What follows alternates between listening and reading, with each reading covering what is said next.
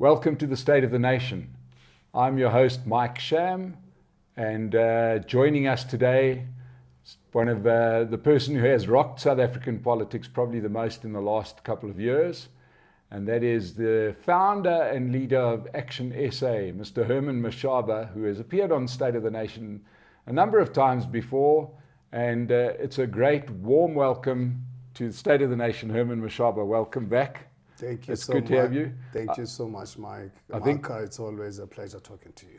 I think we've done 3 interviews. I've been in 3 different places Yes, every time. we are for all. That's Don't wonderful. worry. I'm glad that you are saying your platform is growing. That's really wonderful because then it gives South Africans options to really be able to really listen to different views from different platforms. Yeah, and you know, Herman, we've been fortunate enough to get a lot of views from a lot of people, not just politicians, but political watchers.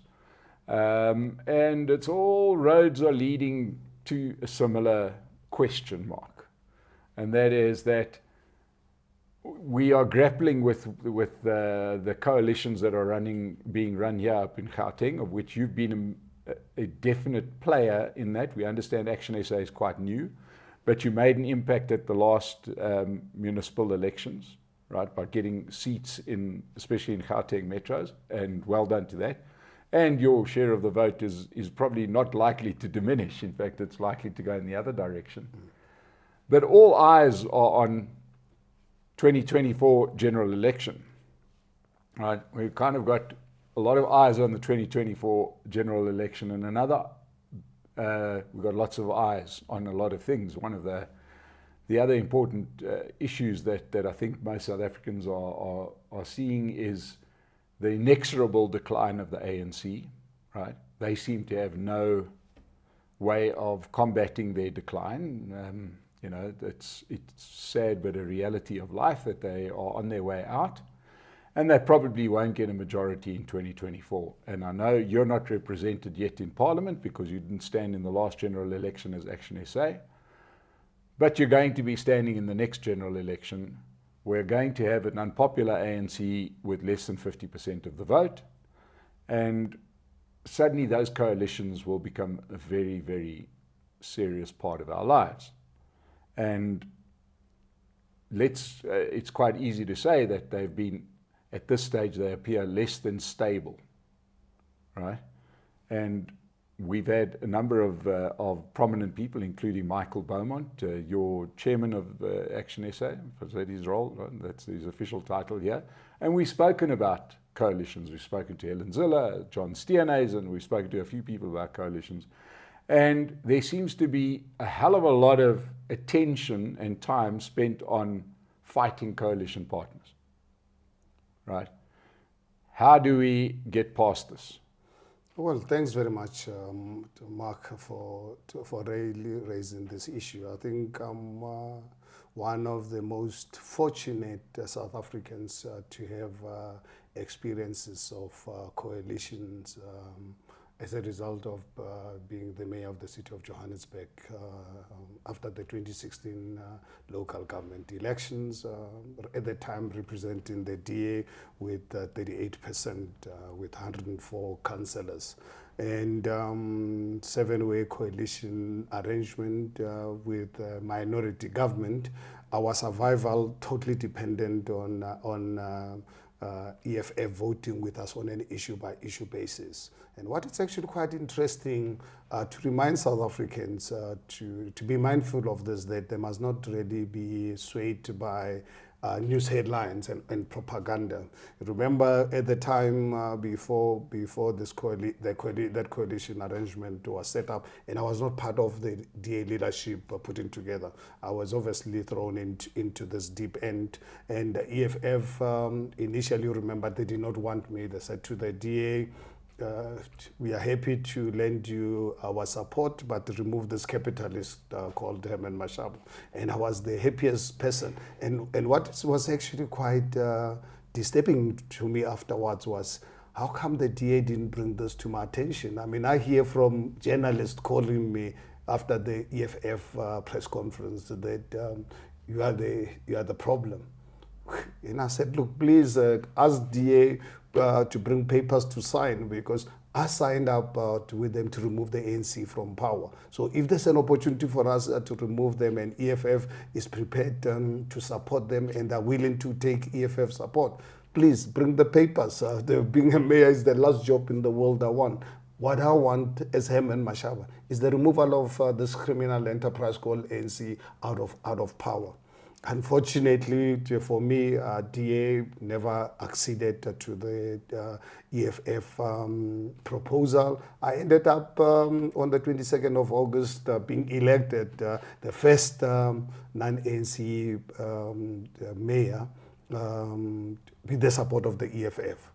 And I just want to remind South Africans again, immediately that day, that long council meeting, I made at a press conference, I committed myself to get the coalition government to work in Johannesburg. And one thing that I stated clearly was that I will respect all the coalition partners. It doesn't matter how many votes you bring to the party.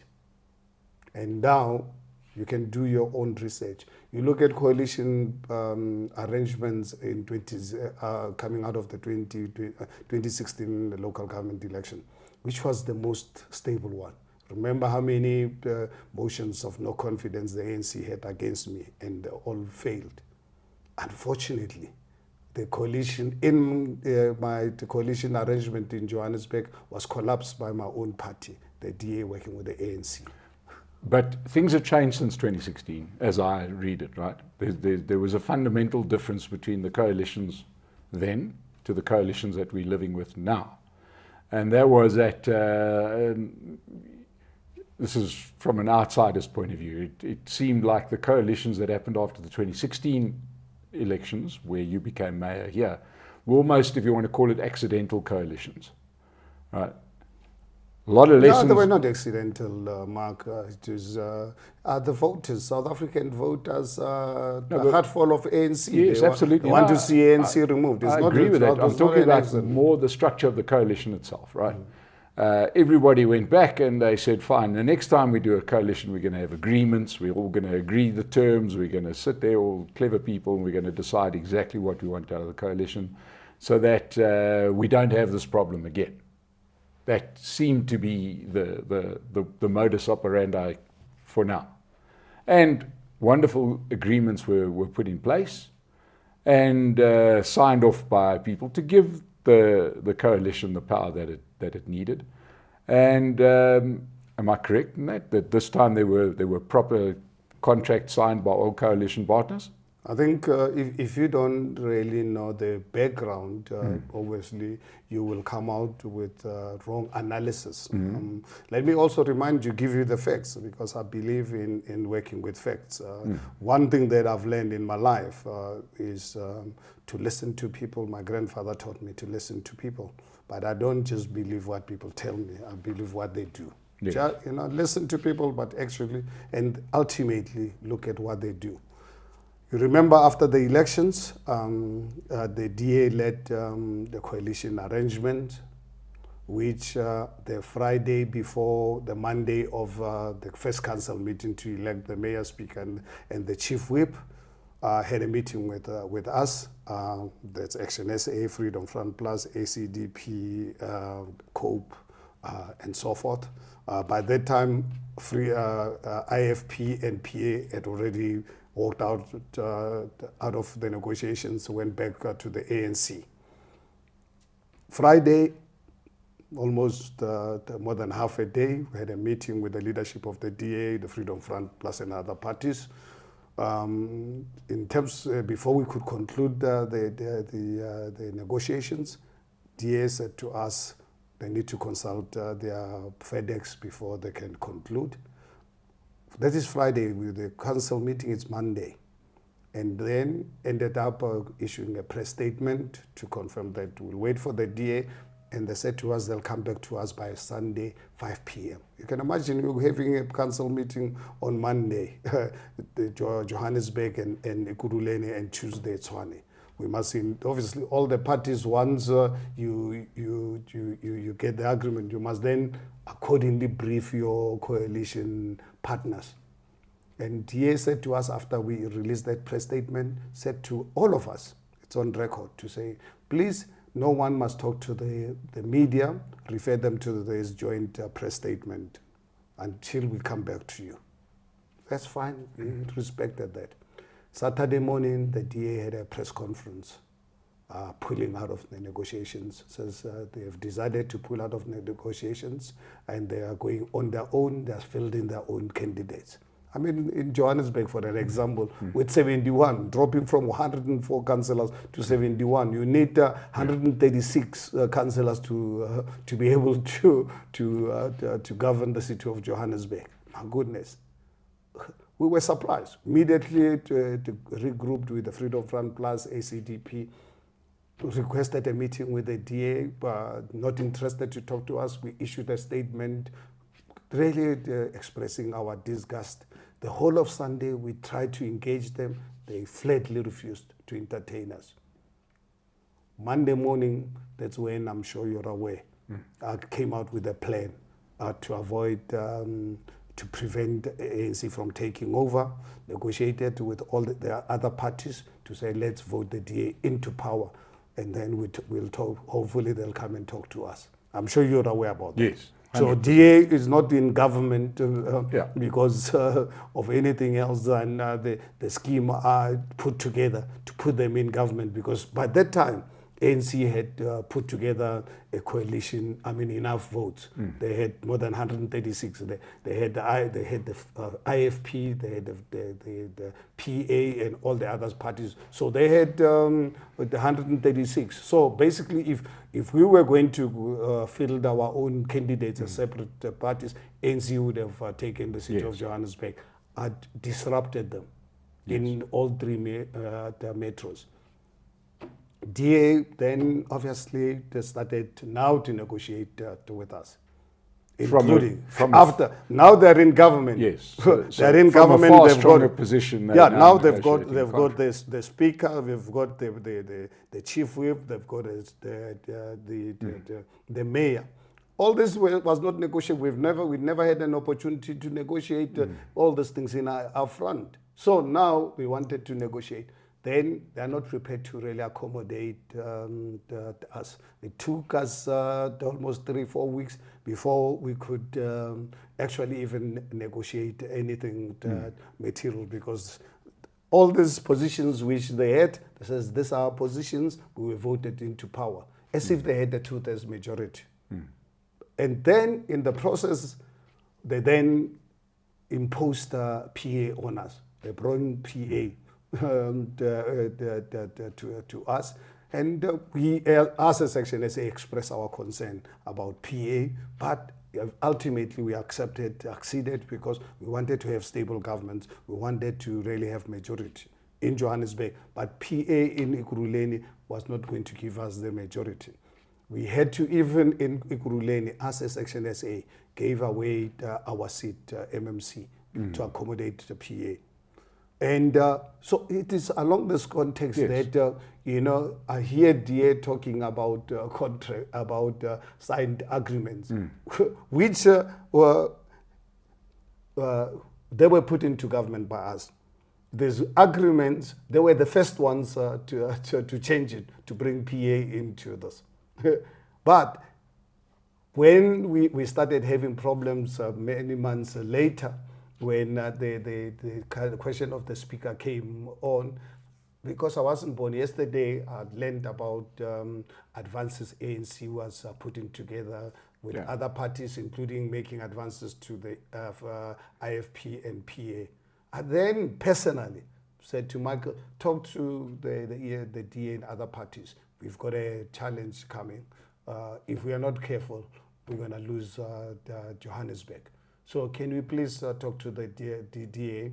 We know the PA, they've always made it clear they're in this for money. If money and power, I said, if we're not going to make them strong and make them part of this government, we're going to lose them and IFP. So I said, let's arrange one of the two parties to take a speaker position to block the ANC from talking to them. Can you believe it? DA refused this. They says, no, we've got a signed agreement, and the spirit of an agreement is an agreement. And in the agreement, look at that agreement, it does accommodate the adaptation. Okay. And it was already changed. But now when we suggested to stop and prevent the DA buying our people, they says, no, Action SA cannot really be trusted to sign an agreement. And they renege on it. And what I'm trying to say, these are things that, unfortunately, ordinary people out there, they don't see. They see the headlines and the propaganda. But to summarize, to summarize and correct me where I'm wrong, when voting day arrived, there was no agreement, right? Yes, first day. Yes, right? You voluntarily and some of the other parties, including the EFF, decide to vote for the DA's candidates, right? And thereafter, an agreement is entered into. And what we hear is everybody saying we've got to get rid of the ANC, which is achieved. And since then, nobody can deal with the decisions that they made. So I'm saying, you know, yourselves, COPE, etc., PA, willingly voted the way you voted, and then you were happy or unhappy with the outcome after that. What were we happy with? Which PA never voted with us on the first day. PA and IFP voted with the ANC. But okay, the part here that people really want to get to, Herman, is that I think this is, you know, we understand that there's a lot of detail and a lot of shenanigans and and horse trading, as there is in these things, right? But there's not a person watching us here today that isn't looking forward to 2024 and getting rid of the ANC. That is what that's what keeps us in South Africa and not climbing on the next plane, is the hope that the ANC leaves this place and adults take over. Surely that is the wish of certainly the people that would watch a platform like ours. These are people with investments, with homes, with children's futures to consider. None of this can happen while we've got the criminal organization, as you call them, the ANC, who will never appear on this platform, not because I don't want them to, but because they'll never answer a question. We've got no power, we've got an economy down the toilet, we've got unemployment at crazy levels, right? And what seems to be the most important thing is that the adults and the people that understand this best get together and somehow learn to work together. Mark, I think, I'm sure your viewers and your listeners are not naive if they've listened to me, what I've just communicated to you. Action SA, on the first day of the DA betraying us, but we still voted them into power to ensure that we don't have a ANC government. Yes. When you look at all motions against the speakers, against whatever, we never voted with anyone else, but we've always voted with the DA. Now we've so for anyone who's going to buy into the propaganda that Action SA is a difficult partner, we are a party that is agile. We are a party that is determined to unseat the ANC. We know the malicious intent and agenda of the ANC. I wasn't born yesterday, and obviously, when you have partners, you become aware of a threat. Yes. You bring it to the attention of your partner to say, please, we've got a threat. Let's deal with it. And he says, no, we've got an agreement. Yes, I'm not saying we don't have an agreement, but with this agreement, there's provision for us to adapt it. It's going to be agile. And you are the first ones as the DA that actually changed it the first time around. We never objected. And you were bringing someone who we were not comfortable with. Yes. And we had a very good reason. We ended up actually losing the PA, but we still voted with the DA. So what more can we really do for us to really demonstrate our seriousness to remove the DA? Right. I think if anyone can doubt Action SA's intention, that person will be disingenuous. Yes. This totally disingenuous, because you just have to really follow the facts and our commitment. We've always voted anything than the ANC, even when we did not have the numbers. And that has been communicated. And before we proceed, I just want to make one thing very, very clear to anybody that's watching, to yourself.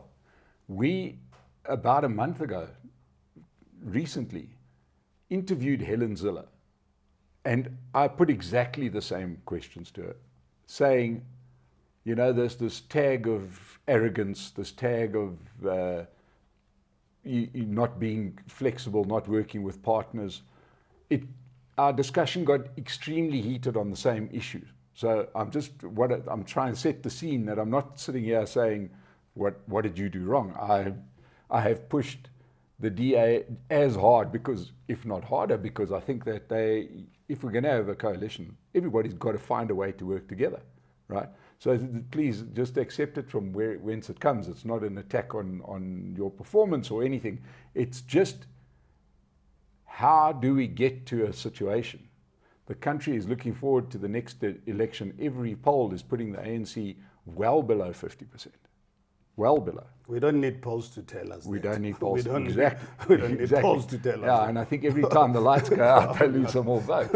And please, you know, it's a pity they can't vote in Lindiwe Sisulu, because that would really help things. But you know, you're going to go to the election. You're going to stand in the general election. You're going to get a sizable chunk of representation in Parliament.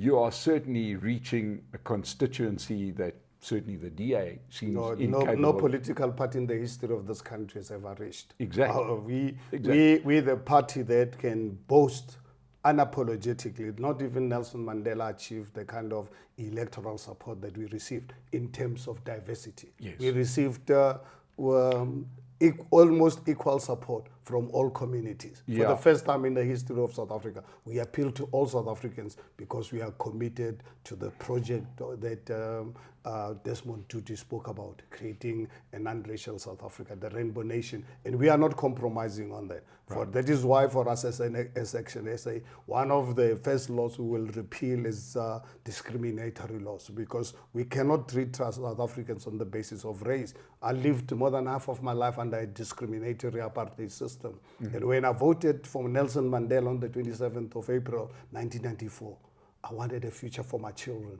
to be judged on the basis of their character, not on the basis of their color. Yes. And I've now in a fortunate position to be in the political field. I'm committed to that project. And the voters last year, with the first local government elections, we came out with historical results. Yes. Are they? Not polls. Where we are now in the process of building a non-racial South Africa, where all South Africans can actually be South Africans before they can be anything else. And there can be no doubt that the biggest beneficiary of coalitions squabbling, coalitions dissolving, is the ANC. No. There can be no doubt. No. They win best when the coalition partners are fighting. There's no way that the ANC is going to benefit out of this. You know, sometimes people underestimate the voters. How do you think we performed in Soweto or in Alexander? So you think, because you think a lot of people think those people are stupid. No. Those people are hurtful. Yeah. And I can tell you, Action SA, we know how to reach those people. We are talking to them. We are working with them. We want to turn them out in big numbers. Yes. Because there is no way that the ANC is going to benefit out of this. And I can tell you without any shade of doubt that those communities who in Soweto, the 54% who live below the breadline, they're the ones actually who understand the dynamics of what's happening with this coalition arrangement. They're very much aware of who's behind this, because the other way is the ANC that is fully behind the destabilization of this. And also one thing that they've realized, they're aware of the arrogance of the DA to accommodate their coalition partners. So Action SA, we're in an ideal position to really garner the support from those people. I can tell you, we are registering them, we are assisting them to register with the IEC, because they are saying, you know what, come 2024, we are going to come out in numbers. because we cannot really tolerate this nonsense that's really happening right now, where the ANC is using their pala dollars to buy the councillors. They think there's nothing we can do now. 2024 is around the corner. We are going to deal with this DA arrogance of not listening to other political parties. So we as Section SA, we feel we're in an ideal position. Yes, from time to time I get people who are saying the ANC is going to benefit out of this. I can tell you there's no way that ANC will benefit out of the mess that they're creating, because the people who are suffering the most are those who have not worked for the last 20 years. Yeah, absolutely. And now, obviously, with all this mess that the ANC is causing, they're realizing that the chances of ever finding employment are getting lesser and lesser. And of course, what people sometimes, I find people don't understand, is as you go down the social scale, the further down you go, the closer those people at the lower end of the social scale live to government. They need healthcare, they need education that's provided by government, they need transport, etc., etc. So, of course, we want to protect them. Yeah, I live in a gated community. Sure. We is paying a fortune to pay private security. I don't get affected by load shedding. Those people in Soweto, Alexander, Katloho, I'm afraid. When there's load shedding, there's nothing. They're out in the dark. There's no police. They cannot afford private security. When they're sick, they have to go to a dysfunctional clinic. When with the lights off. And when they go to school, they go to a dysfunctional school. 80% of public schools are not functioning. But now, sometimes privileged people think that the only ones who are affected. They don't actually realize those people out there. Yes, in the beginning, because of what went through with apartheid, when the new South Africa came, yes, we all believed at the time that the ANC was a solution, was an answer to our situation. But one thing I can tell you, the people have got 28 years of lived experience. Yes. You are not going to tell a guy in Alexander that his life has improved. Yeah. You're not going to tell a guy in Vosloorus who has not worked for the last 20 years. You Never mind a guy in Diepsloot. Yeah, and you tell him his life is better under ANC. You're not going to tell him that. So let's move forward now, because like we said, we kind of like these coalition discussions. I've had so many of them with all various players in this. To me, it's not the issue. The issue is looking forward.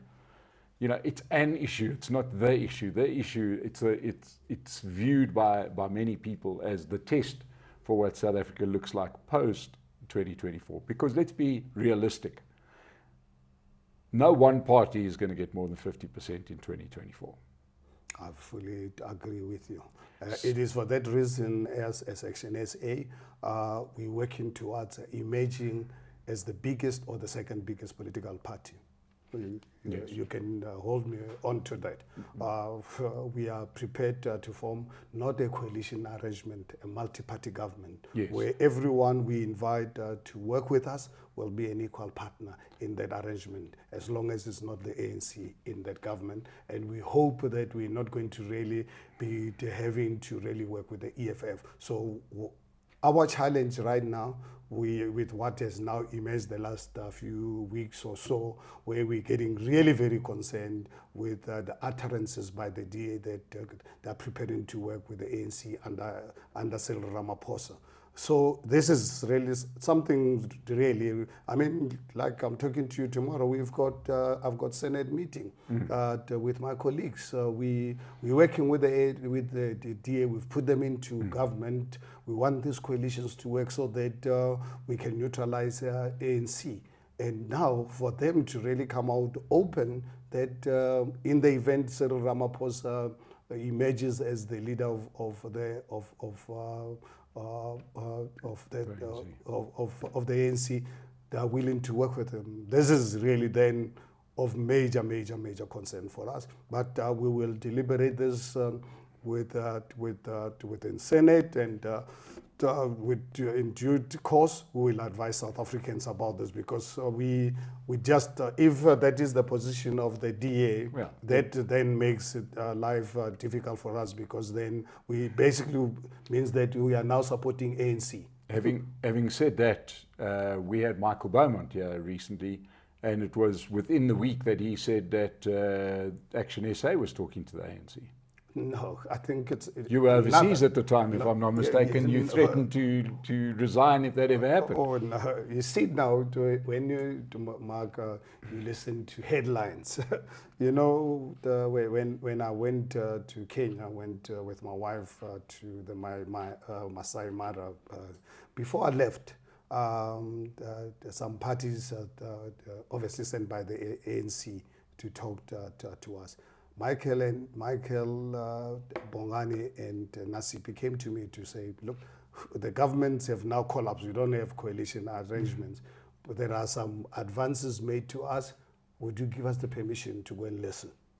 So I said, no, guys, look, I'm leaving tomorrow, and you guys know my position with the ANC. But however, because we don't have the coalition, that's the mayor was voted out, so go and listen.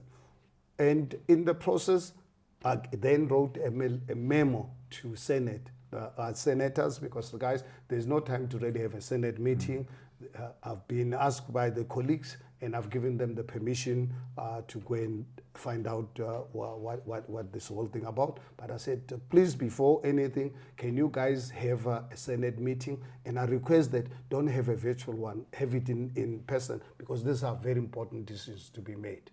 So, and they had that meeting. I left on Saturday. They had a Senate meeting on Wednesday. At that Senate meeting, took a conscious decision to say, before we engage anyone, let us run a review to see what our voters are saying about this. And then I come back on Friday. It's all over the news. Action SA is talking to the ANC.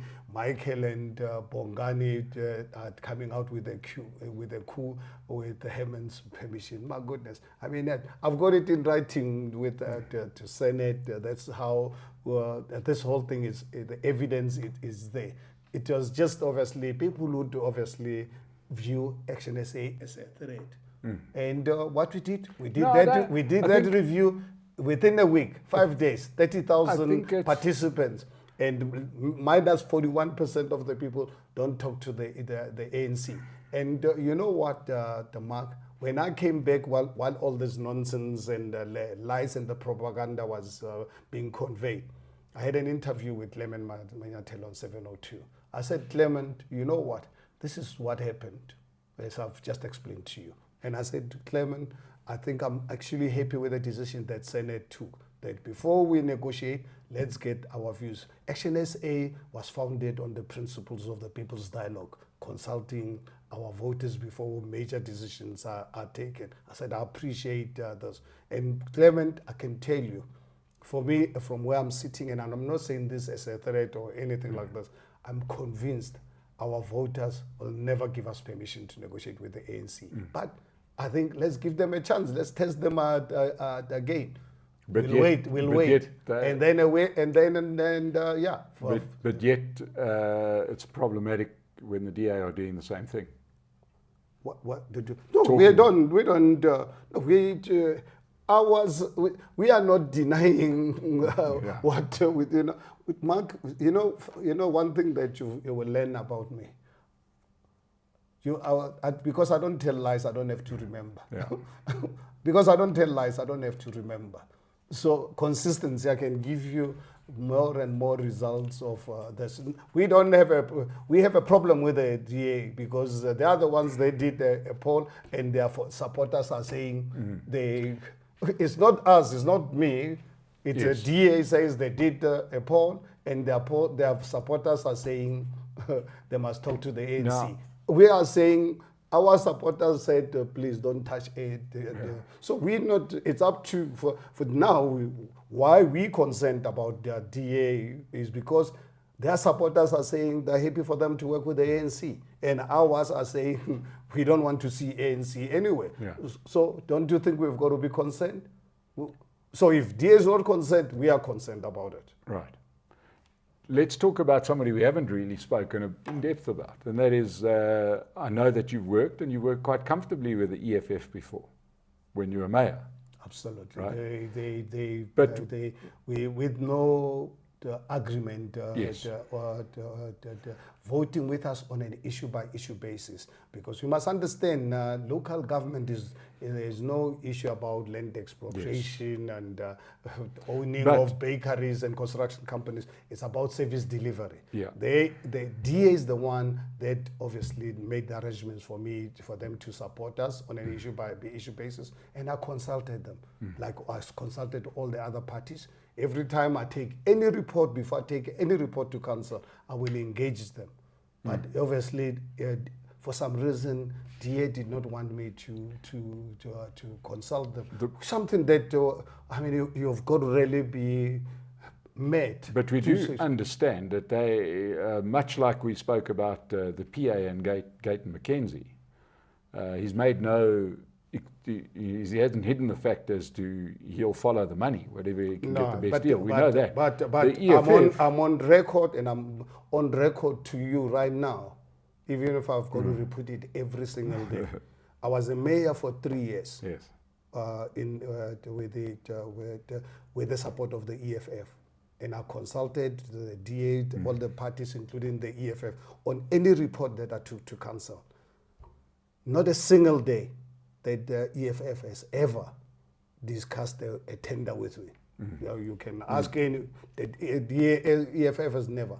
We've always discussed reports going to council, discuss how we must prioritize certain areas that needed to really be serviced. And that's what government is all about. If anyone has got any issue with the EFF to engage on saying, guys, please, they identify a community which ANC has not provided toilets to them for 20 years. Says, guys, please, can we budget to really give them temporary toilets in the meantime while we're busy with this city rejuvenation? What's wrong with it? I mean, I cannot understand the logic. It is evil for anybody to reject such a proposal. I don't want to live with my fellow South Africans without having toilets, and you must tell me I must come and cut grass in Sandton. I'm not going to do it. And I think I want to really be very clear about that. And one thing that I'm actually quite pleased about is that people of Sandton, people of Bryanston, people of Houghton, they've always given, because every time I had complaints from the DA, I'll call public meetings and really share with them by budget and share with them the plight of people working for them. And I said, these are the things that we are going to do. And you know what? I'll always get standing ovations by those communities.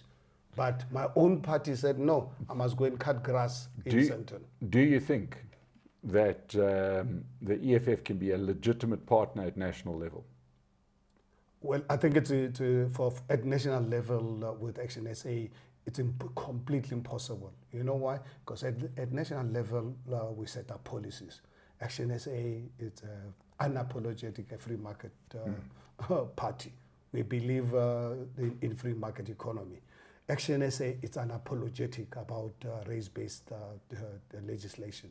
We will dismantle that with immediate effect once we get the numbers. We would not want to discriminate against any South African. We want all South Africans to really be South Africans. So those are real fundamental issues. You know, so I would not really want to really have a debate whether government must own the Reserve Bank. I don't want to have the debate around land expropriation without compensation. I don't want a debate around saying we must keep the current ANC BE and affirmative action. I don't want to really have debates around that, because we've paid a price, the 28 years of our democracy. So that's where I believe it'll be impossible, not difficult, impossible. So at national level, it's going to be impossible. It is for that reason we actioners are making sure that our team must work around the clock to ensure that we can gather enough voter support to really be able to put together government without the DA and the the ANC and the EFF, and hopefully we would have a change of leadership of the DA that would obviously subscribe to social justice, because the current DA leadership, they believe life must carry on, and poor people must sort themselves out. Which is really very unfortunate, and we don't want to really be part of such arrangements. So now, Herman, as we sort of draw to an end here, I certainly have seen where your team has been extremely active on the ground, signing up members, right, working in areas that many of the other parties have either forgotten about or can't touch. That's got to translate into votes. We've discussed this before. There's two main constituencies that it feels to me that you appeal to immediately, and that is the unemployed township residents, as well as the people who haven't voted. We've discussed that before. That's going to be the pool the pond you're really fishing in. With that being said, what does it look like to you? How effective is all this hard work of yours? How has it been? What are you looking forward to attracting in 2024? Look, I know it's hard. You've got no track record. It's hard. Nationally. We still got 17, 18 months to go to the elections. But what I'm pleased and excited about, and really very proud, made a commitment to South Africans after the local government elections, because you remember I only contested 6 municipalities, yes, and it was a very strategic move. And look at our electoral results. But then I said and I promised South Africans that come 2024, we are going to contest all 9 provinces.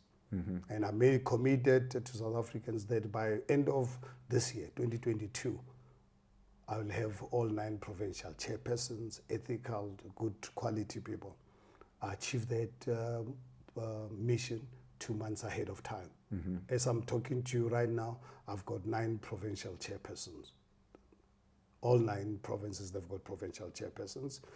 So my next move now is to really look at professional people helping us with policy formulation. I'm looking at experts on education, on justice, on social justice, on education and health, and so forth and so forth. And you'll see in the coming months, I need to really have like a super cabinet of people who are going to be experts to talk on energy, on ESCOM, SOEs, and so forth, because I can't be an expert in everything. Not ordinary politicians. I'm looking for professional people. For us in Action SA to be the Minister of Education, you've got to really come out with many years of experience and the best educational outcome to be the Minister of Education. And you don't have to have any other color. The only color we want is for you to be a South African. Mm-hmm. For you to be the Minister of Health, exactly the same principle. For you to be the Minister of Police or the Commissioner of Police in particular, you have to be a professional policeman and woman who is going to ensure that we run this machinery to protect South Africans from these murders that we see our people being murdered. We just had the crime stats yesterday from the minister who stand in front of us, tell us 80 people, the last 80 people are being murdered every single day. They're getting worse. And you can see it's got absolutely no plan. Yeah. You have the president who's got a serious cloud under his head, involved in very serious crime. Yeah, I mean, sure. This Palameta, it's a very serious criminal offense. So we need to ensure that we have professional people running that. That is going to be my responsibility. But what is more important is to get plus minus 300,000 volunteers throughout the country and signing up on a daily basis. There's roughly over 25 million South Africans who have divorced themselves from politics, who feel worthless.